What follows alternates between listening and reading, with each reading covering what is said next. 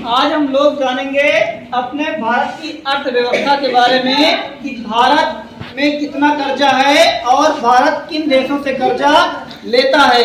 हमारी रक्षा करने के लिए जो विमानों में ऑयल डाला जाता है, जो बड़े बड़े विमान खरीदे जाते हैं, उसके लिए हमको चाहिए पैसा। क्या चाहिए?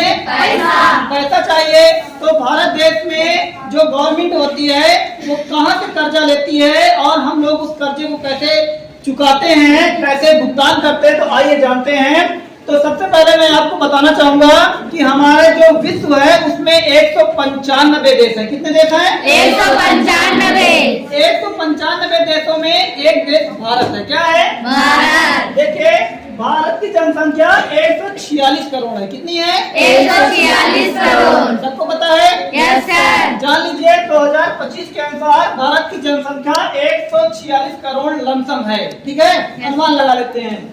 और ऐसा कहा जाता है कि भारत में 181,74,000 करोड़ का कर्जा है। 2025 के अनुसार अनुमानित तौर पर बता रहे हैं हम आपको। भारत में आज की डेट में 181,74,000 करोड़ का कर्जा है। यदि भारत का कर्जा चुकाया जाए तो प्रत्येक एक घर से प्रत्येक आदमी के ऊपर 1,25,000 का कर्जा है। यदि भारत की जनसंख्या चाहे कि हम अपने देश का कर्जा चुका दें तो हर व्यक्ति के पीछे 1,25,000 का कर्जा है। यदि इतना पैसा हमारे देश में होता तो हम लोग इस कर्ज को चुका सकते थे। बेटा बात में करो। और रही कर्जदार की बात कि भारत कहाँ से कर्जा लेता है, तो हम लोग जानेंगे कि भारत, देखिए लिखा है भारत किन देशों से कर्जा लेता है। तो जब हमें किसी चीज की जरूरत होती है और हमारे पास पैसा नहीं होता है तो हम लोग किसी न किसी की सहायता लेते हैं, उधार लेते हैं। तो भारत की सहायता करने वाले देश जैसे जापान हो गया, रूस हो गया, जर्मनी हो गया और अमेरिका हो गया, ऐसे जो बड़े देश हैं उन लोगों से हम लोग सहायता लेते हैं समय के अनुसार। ठीक है, समय के अनुसार अगर हम किसी से पैसा लेते हैं तो हमको रिटर्न भी करना पड़ता है, लौटाना पड़ता है। तो ऐसे में आपको बता दें, अमेरिका, बिटिया बात करो, 2 बार लोग चुके हैं वीडियो में। अमेरिका सबसे पहले, अमेरिका अगर कहा जाए कि कौन सा देश सबसे ज्यादा कर्जदार है तो सबसे पहले अमेरिका आता है, दूसरे नंबर पे चीन आता है, तीसरे नंबर पे जापान आता है, चौथे नंबर पे फ्रांस आता है और 5वें नंबर पे इटली आता है, 6वें नंबर पे जर्मनी आता है और 7वें नंबर पे आता है हमारा प्यारा भारत। कौन आता है? हमारा जो भारत है वो 7वें नंबर पे है कर्ज लेने में। कितने नंबर पे है? 7वें नंबर पे है कर्ज लेने में। उसके बाद 8वें नंबर पे कनाडा आता है, उसके बाद 9 नंबर पे ब्राजील आता है। कौन आता है? ब्राजील। ये सारे देश कर्जदार हैं। ऐसे में बहुत सारे देश हैं यहाँ पर, ये सारे कर्जदार हैं। सबसे पहले कौन आता है? अमेरिका। कौन आता है? अमेरिका। दूसरे नंबर पे चीन। तीसरे नंबर पे जापान। चौथे नंबर पे फ्रांस। 5वें नंबर पे इटली। 6वें नंबर पे जर्मनी। 7वें नंबर पे भारत। 8वें नंबर पे कनाडा।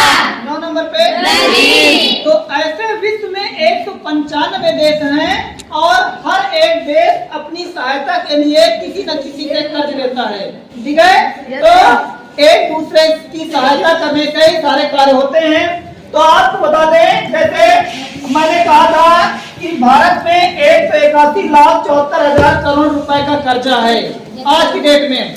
अगर हर व्यक्ति के पीछे की बात करें तो हर व्यक्ति को 1,25,000 हर एक व्यक्ति कर्जी है आज की डेट में। देखा जाए तो हर व्यक्ति भारत देश में 1,25,000 का कर्जदार है। यदि मैं अमेरिका की बात करूं तो अमेरिका में हर एक व्यक्ति 90 लाख रुपए का कर्जदार है। हर एक व्यक्ति की बात कर रहा हूं मैं। और मैं चीन की बात करूं तो चीन में हर एक व्यक्ति 9 लाख का कर्जदार है। और ब्रिटेन की बात करूं तो ब्रिटेन में हर एक व्यक्ति 42 लाख रुपए का कर्जदार है। तो इस कर्जदार को मुक्त करने के लिए सरकार एक योजना चला रही है।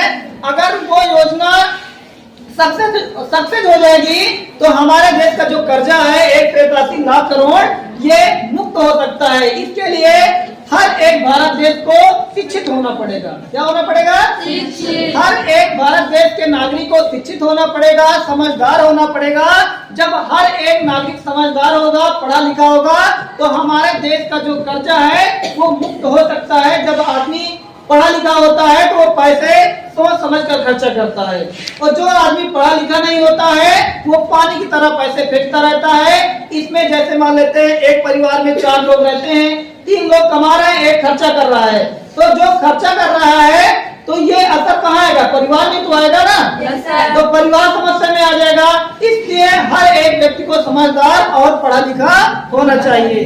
तो इसलिए स्कूलों में आपको जीडीपी के बारे में बताया जाता है, देश के बारे में बताया जाता है। इसलिए शिक्षा को भारत देश में आगे की ओर बढ़ाने के लिए सरकार एक योजना चला रही है कि सभी बच्चे पढ़ेंगे। एक योजना मोदी जी ने चलाया था, पढ़ेंगी सब पढ़े सब बढ़े, सब पढ़े सब बढ़े। मैं जब पढ़ रहा था तो पेंसिल में 2 बच्चों को एक यहाँ ऊपर लिख देते थे, सब पढ़े सब बढ़े, यानी कि सारे लोग पढ़ेंगे तो आगे बढ़ेंगे। समझ में आया? तो ये था हमारे देश की जो अर्थव्यवस्था थी उसके बारे में जानकारी।